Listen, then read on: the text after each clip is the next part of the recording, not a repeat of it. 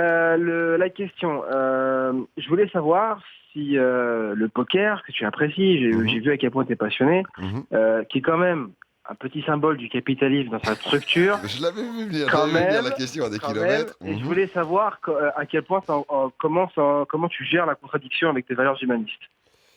Ben, sincèrement, j'y vois pas de contradiction. Je me suis beaucoup posé la question, puis en plus j'assume le truc, tu vois, Bien sûr. si tu vois, j'en parle sur Facebook, je suis là, enfin, tu C'est ça vois, qui est bien d'ailleurs. j'assume le truc sans problème.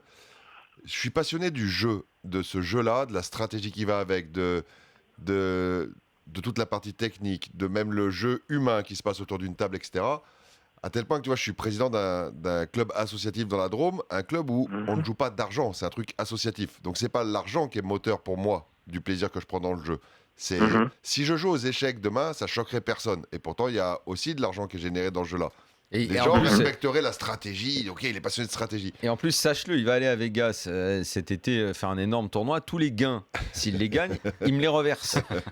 C'est dire s'il s'en fout de l'oseille. Non, mais mais c'est vrai, tu vois, je veux dire, je prends énormément de plaisir dans des parties à 2 euros. Quand je joue sur Winas, je fais des parties à 10 euros la plupart du temps.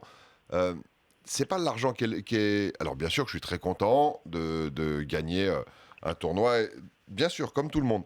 Mais c'est pas l'argent qui génère le plaisir pour moi dans le jeu. C'est la stratégie, le plaisir d'être à une table, etc. Il y a tellement d'autres plaisirs qui ne sont absolument pas liés à l'argent. Quand je joue avec des amis, je vois pas le rapport avec le capitalisme. Si je joue aux échecs avec mes amis, on dirait pas c'est le symbole de capitalisme, c'est une confrontation entre deux personnes au niveau de la stratégie. C'est comme ça que j'envisage ce jeu-là, c'est pour ça que j'assume mon rapport à ce jeu-là. Après, on peut être de gauche et pas être un clodo hein, non plus. Oui, au point de refuser toute forme d'argent.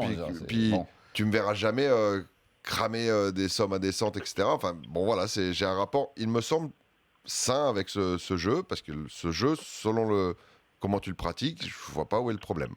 Est-ce que c'est à peu près cohérent pour toi comme réponse ? Oui, c'est complètement cohérent. Et en plus de ça, c'est ce qu'on disait plusieurs fois dans plusieurs émissions avec le Global Poker Index.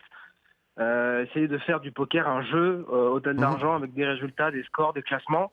Et c'est assez à ça que le poker tend. Et c'est bien que tu l'incarnes aussi également. Et puis, je te remercie. Et puis en plus, nous, comme je disais, voilà, je suis président d'un club dans la Drôme, pour les amis drômois, si vous voulez découvrir le MAD Poker Club, vous trouverez ça sur Internet.